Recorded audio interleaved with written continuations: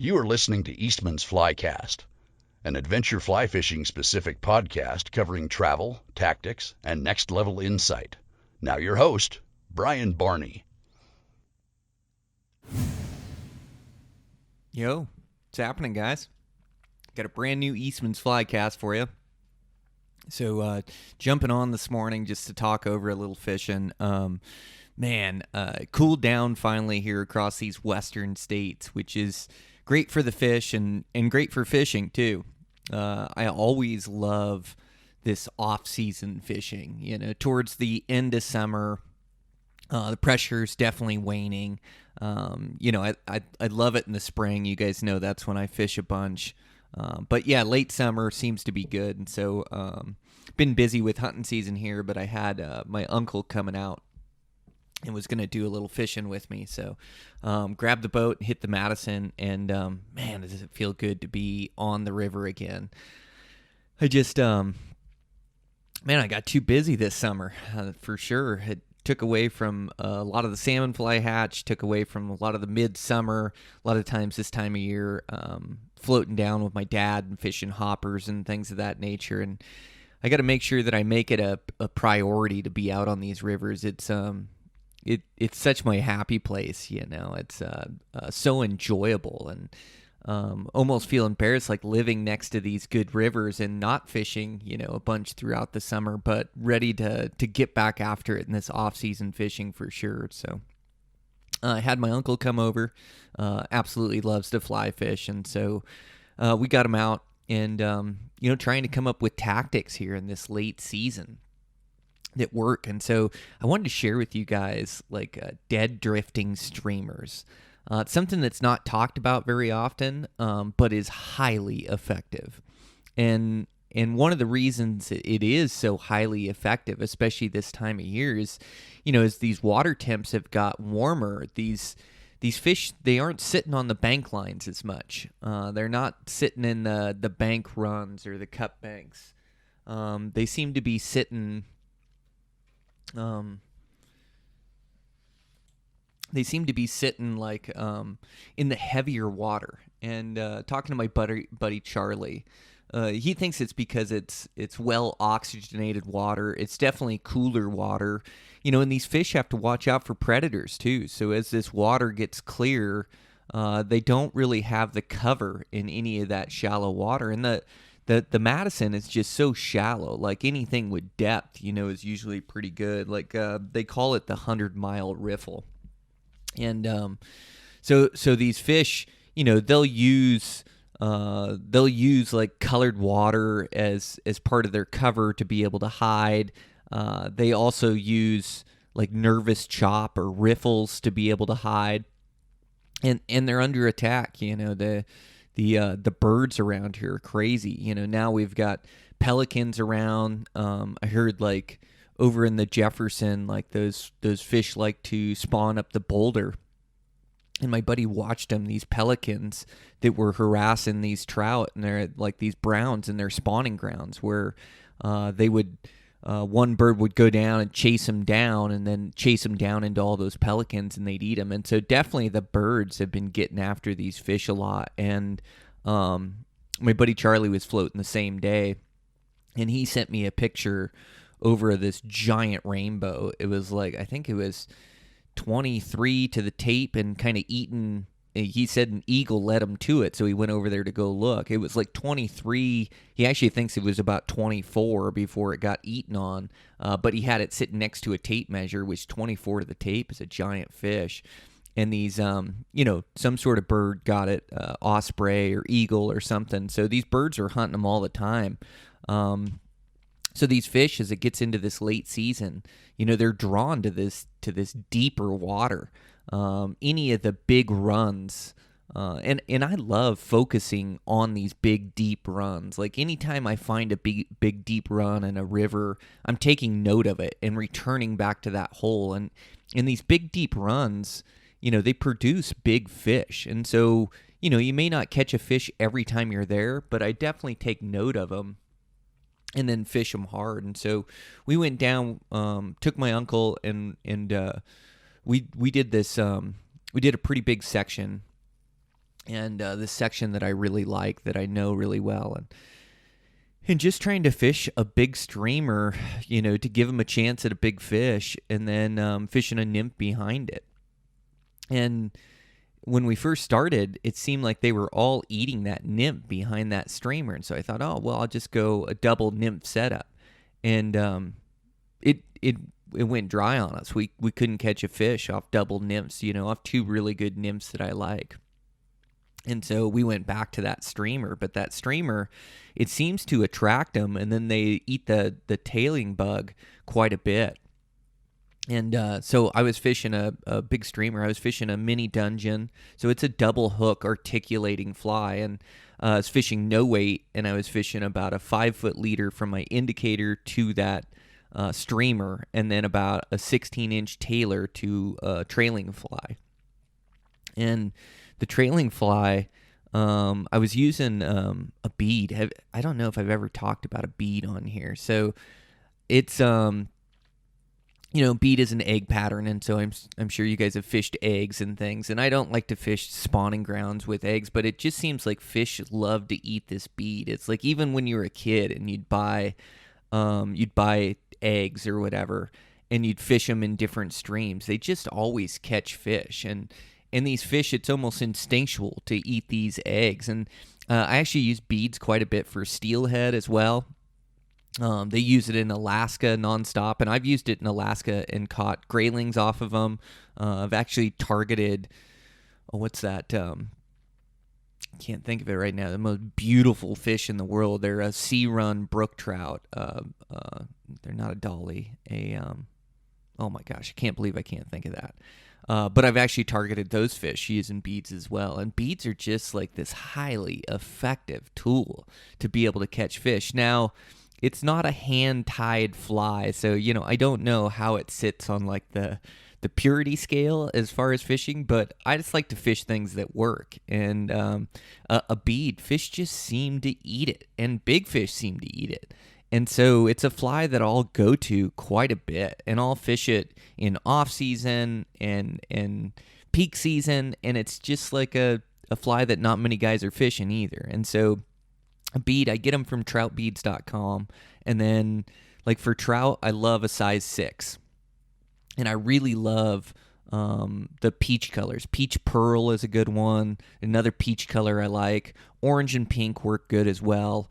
So, they're inexpensive, and I'll be able to get them. And then I like a really good hook on these. So like a Gamakatsu, which is, not a fly hook, but a Gamakatsu. And I use like an octopus hook, and I'll use it in like size 10. And that seems to get a good bite on those fish. And what I do, it's called an Alaskan rig.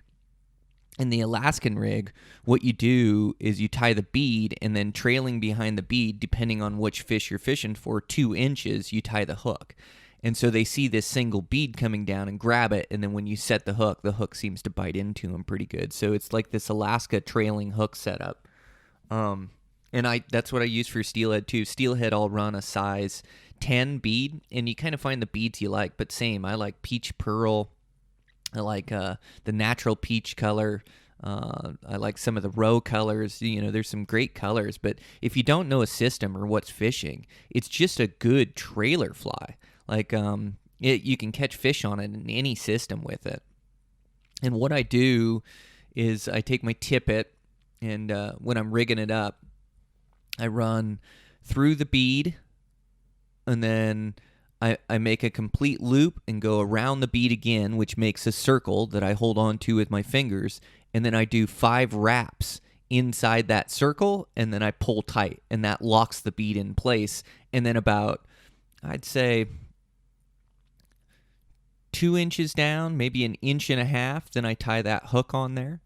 And then I dead drift these beads. And so that's what we were fishing with. I was fishing with a black mini dungeon, which is a double articulating $5 fly or $6 fly. Like, they're not cheap. You can find some deals on the internet on them. And I love these mini dragons. And the deal why this nymphing is so effective this time of year is because these trout are sitting in this deeper water, like I was talking about, and fishing a streamer.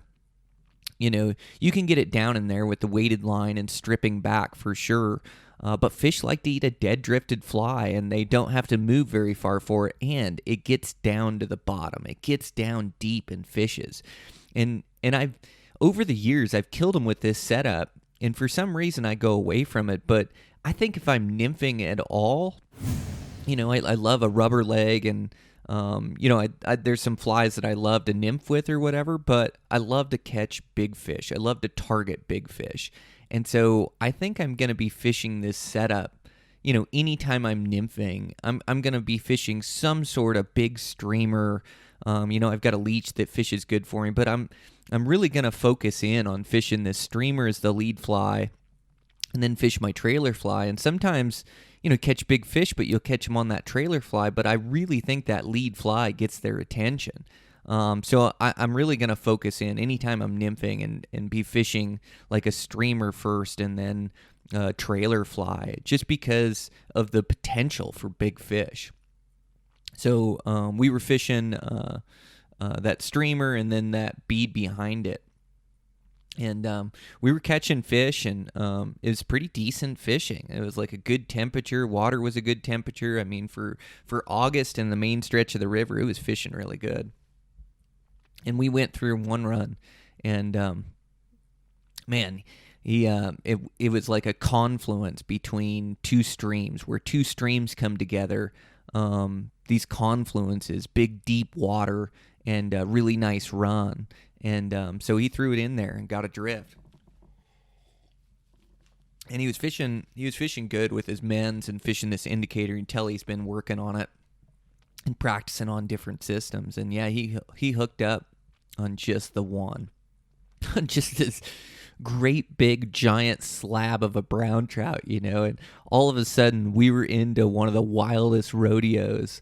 Those rodeos I talk about that are like the funnest time when you're fly fishing with a buddy, where you just you got a big fish on and you're fighting them down the system, and you just don't have control of those big fish. I didn't know, maybe it took the lead fly and it snagged on that trailer fly, or I wasn't sure, just because the fish had so much power and he couldn't get his head.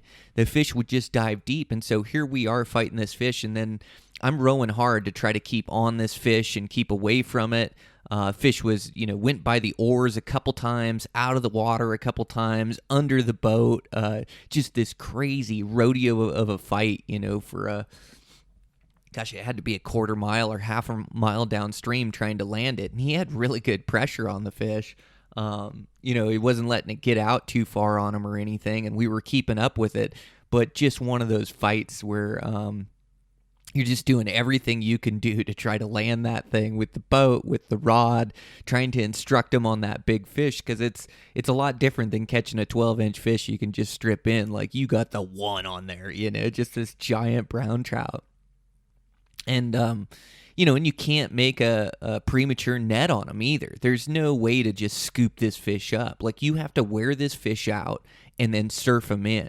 And so you just have to remain calm. You have to keep good pressure on the fish, but not too much. If he wants to run, let him take line.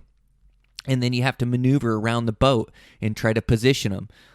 So he's got a good pull and good play on this fish. But gosh dang it, we did it. And I surfed that fish up and I scooped him in the net. And what a specimen. Just the brown trout that I'm always looking for. Just a specimen. Oh my gosh, just a huge side on him, fish probably went 23, 24 or something like that, but just really fat football, had a summer weight on, so strong, so just beautiful colors too. So my uncle landed a fish of a lifetime, one of those great big brown trout. And he has another, he's caught some good fish with me before. He tends to come out every year and fish with me, but he has one that he caught off the salmon fly that was around that same size. It was a great big brown trout, but I'd have to say that that's probably his best trout to date, which is pretty cool. He was pumped, I was pumped. I said the F-bomb about 10 times while he was fighting him. I was just so excited, and but we got him in, and landed him, and got some nice pictures of him or whatever. His best fish to date. So cool. So, brings me to my point, is like nymphing these streamers. You just never know what you're going to tie into. And so I'm going to nymph these streamers deep quite a bit more. And then, that bead, it just works, And like I say, I don't know about the purity of it. Like, it's not a hand-tied fly. It's a bead. But I like fishing what works, and you're fishing it fly fishing. And it's just something that fish will eat. And so I'll continue to fish them. I love fishing them, and it's just something that you can have in your toolbox, especially when other things aren't working. Is to fish that as a trailer fly, and that nymphing with those streamers, that dead drifting those streamers. I just really have to commit to that more, and also stopping in these runs. And I love fishing a streamer rod. I love fishing a weighted line. But this gives them an option. I remember, fishing with a good buddy back in the day that would always fish this way with a streamer. He actually wouldn't fish an indicator, but he'd fish a streamer, and then he'd fish a trailer fly on it, and he dead drifts it quite a bit. And so as he's going down, like, he's fishing a streamer rod, but he'll dead drift it a lot in the deep spots. And kind of just go tight line on it to feel it. And that's why, a lot of times they eat that trailer bug. And in that day we were out, they were definitely eating the trailer bug, but it was that lead bug that was attracting them. And I talked to my buddy that was on the river the same day, and he was fishing something similar. And they hooked a great big one doing that, and they were eating the trailer bug. And he wasn't fishing bead; he was fishing, I don't know, Prince or something off the back. But he was finding that same thing, that big streamer, like we've got I think they eat it for bait fish, and then we've got a bunch of sculpin in our river. I mean, these trout love to eat sculpin. It's why olive fish is so good in our river. But these sculpin patterns, they're like a small bullhead, and they only grow to about maybe 3 inches long, from an inch to 3 inches long. And these sculpin are in the river. And I've heard about the old timers used to go net sculpin. And so what they do is they stick their net downstream, and they'd kick the rocks upstream, and then they'd net these sculpin, and they'd get 3 or 4 of them, and then they'd fish them like bait fishing and catch giant fish. And so these sculpin patterns, they just hunt for big fish. Those bait fish patterns, and these bigger next level fish like that one we caught and bigger, like that's what they're eating. They're predatory. They love to eat the sculpin. That's why we fish streamers so much. But I do need to dead drift these streamers with a trailer bug more. It's just so highly effective. And so I'm definitely going to do it. And when you fish these streamers dead drifting, you don't need as much weight, and you don't need as long a leader. So, you guys hear me talk all the time about nymphing. Like, a lot of it is about the presentation, like being able to bump bottom, but not drag on bottom. And so, like, a normal setup, I'd run in the Madison, I'd probably run around 4 to 5 feet, 3 to 5 feet to my weight. And I'd run like 1 BB, and then I'd run 16 inches to my fly. But fishing that sculpin pattern, it's weighted already and gets down. And so you don't need to fish weight above it. You can fish straight to that sculpin. So like what I was running him on was like a 4 to 5 foot leader tied to that sculpin, and then a 16-inch trailer fly. And I was fishing them in an indicator, which gives a really good drift that you can dead drift, that you can mend, and you can fish in these big spots. But yeah, I've got to fish that more. It was such an awesome day. I got to get out again and go fish it. Especially, it just seems like all these fish have on their weight, and they're trying to put on weight here before fall comes on. And there's just some big fish being caught. I mean, I couldn't believe the size of that trout. Just so heavy-sided, such great color, just such a great specimen for the river. So yeah, I'm definitely going to use this more, and I think I think I can just show up at some of these bigger holes, some of these wade holes that I can park at these accesses and walk down to where I know they're big, deep holes, and then, dead drift down through them and see what I can pull up. So it's a great time of year. Hoppers were off because of the colder weather. There's a lot of hoppers around, but that wasn't the day for it. And as we start to heat up again and get these 80-degree days, high 70s, I am seeing a lot of hoppers around. So I wouldn't mind getting back on the river and fishing a hopper and seeing what that'll do. But just time on the river. I definitely have to be careful with how much work I book. We all need to make money and pay bills, but we also need to get out and enjoy what's around us. And, I've made a hard rule where, I don't work many weekends anymore. Like I'll work a Saturday here and there, but it seems like you get in the habit of working weekends, and then all of a sudden you're working every weekend, and you're just using like all this precious energy to at work, where you don't have anything left for yourself. You don't have anything left for the rivers or enjoying yourself or your passion.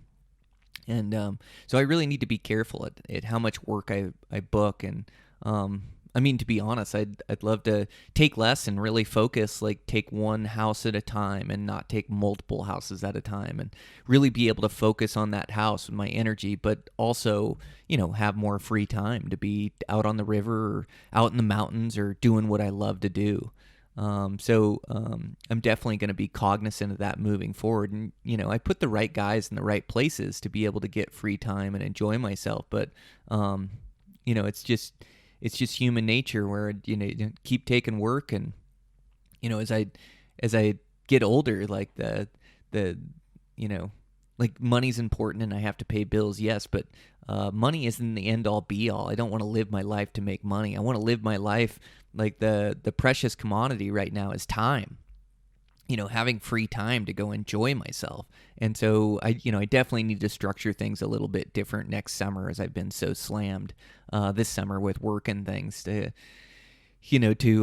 take more advantage of what's right around me and fishing these streams. And I had a great spring. I got nothing to complain about. I have a great life. But, just as I'm thinking towards how I want to structure my life for more enjoyment and personal happiness, I definitely want to get more of this free time to go out and enjoy myself. And especially the summers, the summers are such good fishing, and I'm always so busy in the summer. So definitely need to take more time, structure my life a little bit different in these summers, and still get work done, still make money, still do good jobs for clients. But, also, have a day in the week where I can get away and go fish, or can take my dad out. It's like my dad's getting older too.